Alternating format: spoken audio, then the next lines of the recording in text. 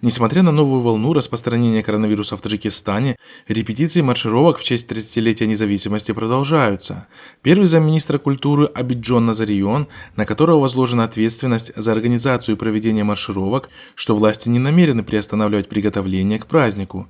Мы продолжаем заниматься подготовительными работами к 30-летию независимости страны, пока к нам не поступало никаких официальных поручений об отмене маршировки, сказал он.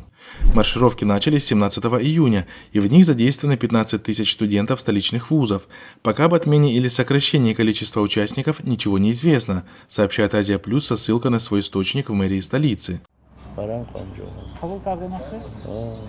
Напомним, что таджикские власти до недавнего времени отрицали факт наличия повторного появления заболевших коронавирусной инфекцией, но в итоге 21 июня они вынужденно официально признали факт новой волны коронавирусной инфекции.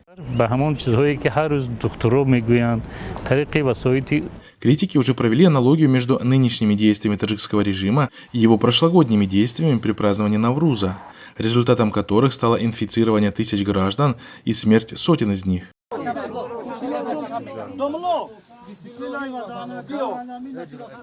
Наблюдатели отмечают, что режим Рахмона вряд ли откажется от помпезных празднований в честь 30-летия так называемой независимости, тем более, что к этой дате в центре столицы возводится новый сад – Истиклолият, на 30 гектарах земли со 121-метровой стелой.